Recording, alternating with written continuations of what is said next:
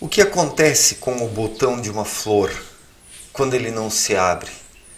Ele não cumpre a sua finalidade e acaba matando a vida que existe dentro dele. O botão precisa se abrir para que a flor possa se desenvolver e depois as sementes caírem no chão, dando continuidade, ao desenvolvimento daquela espécie, à reprodução. Ou a produção de um fruto, depende do tipo de flor. Algumas flores produzem sementes, outras frutos. Mas o botão da flor precisa se abrir. Precisa entrar em contato com a luz, com o vento, com as abelhas, para que possa ocorrer a polinização. Então, faz parte das coisas na natureza se abrirem. Tudo aquilo que permanece fechado não se desenvolve e também não contribui para o todo. E o ser humano também não é diferente. Ele precisa se abrir internamente, espiritualmente, para que possa cumprir a sua finalidade aqui na vida. Um ser humano espiritualmente fechado é como um botão fechado, que vai morrer, que vai matar e sufocar a semente, que vai impossibilitar a continuidade da espécie. No caso das flores, nós estamos falando de uma continuidade material, mas no caso do ser humano estamos falando de obras espirituais, porque o ser humano é um ser espiritual, ele é de uma outra espécie. Então, é preciso se abrir intuitivamente, é preciso descobrir a sua vida interior, colocá-la em prática, para que o indivíduo possa cumprir a sua finalidade nessa vida. Somente poderá cumpri-la como um ser aberto para o universo, que recepta as suas energias e transforma isso em obras, porque tudo que o ser humano recebe, ele precisa devolver de forma transformada. É a lei da reciprocidade, como explicou Abdrushim em sua obra Na Luz da Verdade, ou a lei do dar e do receber. O ser humano recebe algo dos seus semelhantes, mas principalmente de Deus, as irradiações, e ele precisa dar algo em troca para que possa receber cada vez mais irradiações, porque tudo é recíproco. Tudo nessa vida é um dar e receber. Nós precisamos estar nos doando para que possamos receber sempre mais aquilo que nós precisamos. Então, é um ciclo que vai se renovando. É um ciclo que vai se renovando e para fazer parte desse ciclo, o ser humano precisa se posicionar corretamente. Acima de tudo, adotar um posicionamento espiritual e não apenas um posicionamento racional, intelectual e mental, porque a mente ela é um instrumento. Já o espírito, ele é o dirigente desse processo por parte do ser humano.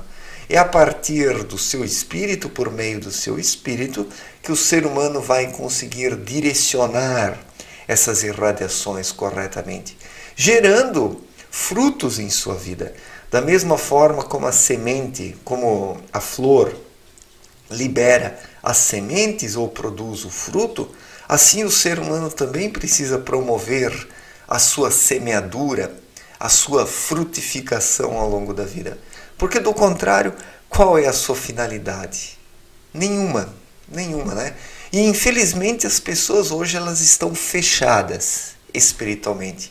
Elas atuam sensualmente, elas atuam através dos seus 5 sentidos, atuam através da sua mente, da sua mentalidade, da sua racionalidade, do seu cérebro, do seu intelecto, queira você denominar isso como quiser, mas elas não atuam espiritualmente nessa vida, segundo o seu núcleo. O núcleo está adormecido dentro da maior parte das pessoas.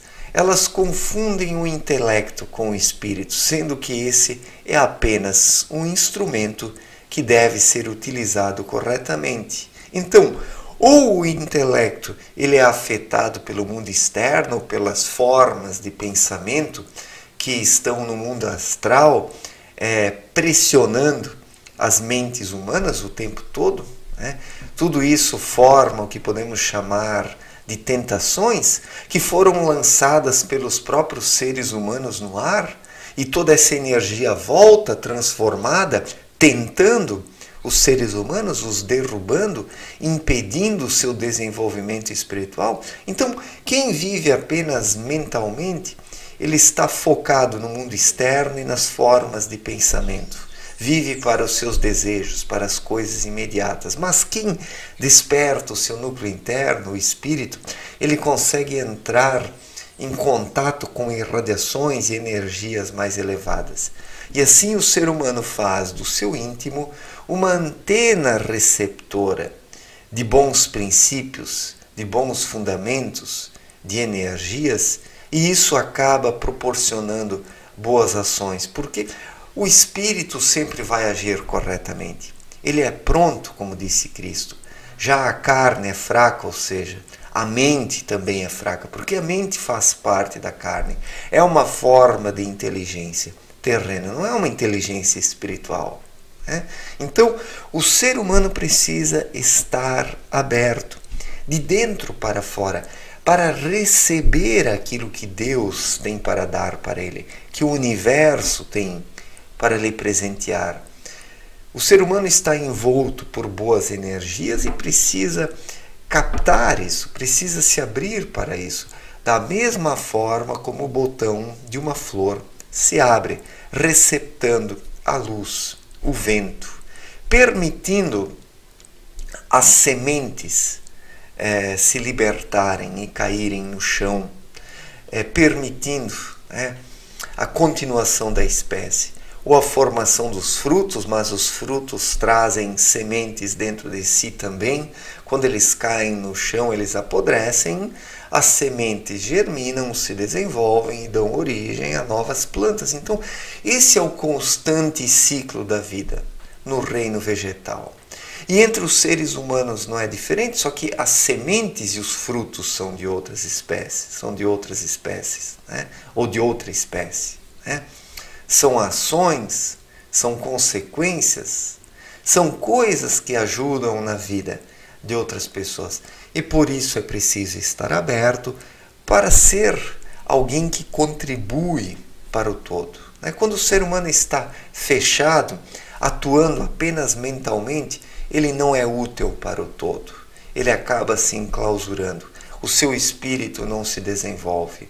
Porque útil na vida dos outros, o ser humano somente pode ser espiritualmente.